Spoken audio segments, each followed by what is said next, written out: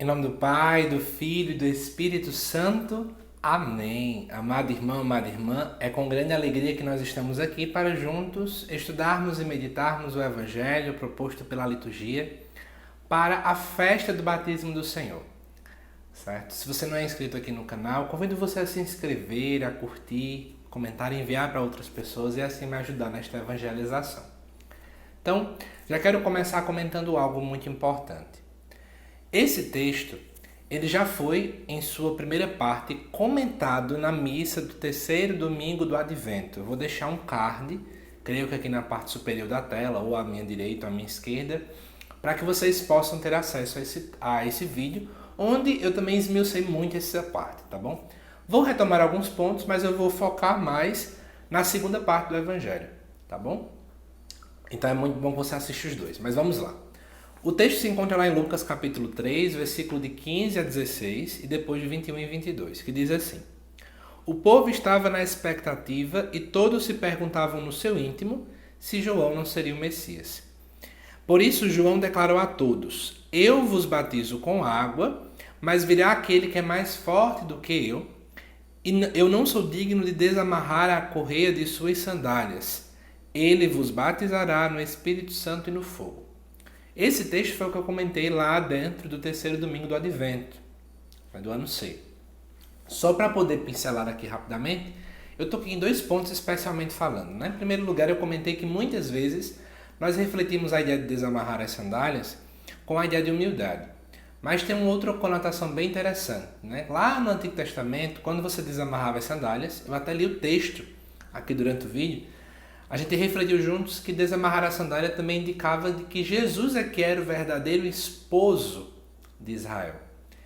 Então, não era João Batista, né, quem poderia ter esse casamento, digamos assim.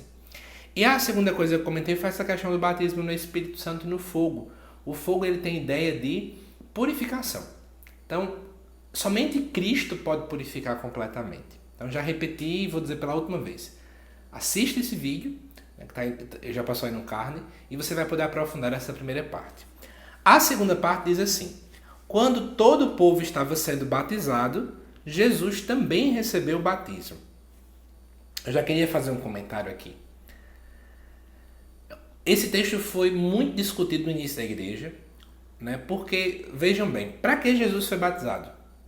Né? Alguns hereges, como por exemplo Ário, se não me falha a memória, utilizou esse texto para poder defender: olha, Jesus Cristo nunca foi Deus, ele tornou-se Deus depois do batismo, porque se ele fosse Deus não precisaria ser batizado, e aí vai.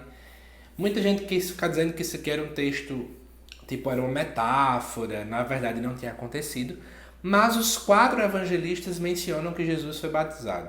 João não tão enfático, os outros 3 são mais enfáticos. O que nós vemos é aquilo que chamamos em teologia de múltipla atestação. Quando 4 autores acabam comentando a mesma coisa, no caso 4 evangelistas, é porque a coisa era histórica. Não tem nem o que a gente falar. Então a grande pergunta é: para que Jesus se batizou? Jesus não tinha pecado para precisar se batizar. Né? E a grande resposta que se costuma dar, inclusive o Catecismo da Igreja Católica menciona, é que Jesus foi batizado para poder se solidarizar conosco. Ele desejou ser contado com muitos pecadores para poder se solidarizar com a humanidade que vive no pecado, com a humanidade que sofre, com a humanidade que chora. Por isso que essa celebração da festa do batismo do Senhor, ela entra em continuidade com aquilo que é celebrado na Epifania. Na Epifania a gente celebra justamente a manifestação de Jesus como Rei de todos os povos. Mas Jesus não chega apenas como aquele que reina sobre todos os povos, mas não toca na realidade deles. Pelo contrário, Jesus é aquele que chega e se solidariza, é um conosco, sofre as nossas dores. É isso que é muito bonito. Depois vai dizer que enquanto rezava, o céu se abriu. Em primeiro lugar, aqui diz que Jesus rezava. Apenas Lucas menciona esse fato. Lucas é o grande evangelista da oração.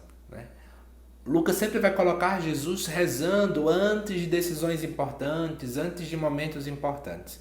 Então, a gente vê aqui, sendo colocado Jesus como aquele que está em oração, é porque esse texto não é um texto que é para ser colocado à margem de outras realidades. Mas ele ocupa meio que uma realidade central dentro também do início do Evangelho de Lucas. O batismo foi importante. Depois diz que o céu se abriu. E aí nós começamos a fazer uma análise meio que hollywoodiana, né? O céu se abre, as nuvens se movem e faz pam, e aquela voz de fundo, pam, pam, pam, pam, e aí vem Deus que fala. Amada irmã, não vamos pensar por aí, tá bom? Na verdade, a ideia do céu se abrir, isso aqui traz toda uma conotação teofânica, né? É uma teofania. Em que sentido? É uma manifestação de Deus. Deus que se manifesta. O céu se abre em que sentido? Para trazer essa conotação de que antes o céu estava fechado por causa do pecado, o homem se afastou do paraíso, o homem se afastou daquilo que Deus sonhou. E agora o céu se abre para dizer o seguinte, agora em Jesus Cristo, a relação entre Deus e o homem agora como é que eu posso dizer? Ela retorna-se a existir. A relação entre Deus e o homem agora está sendo restaurada, restituída.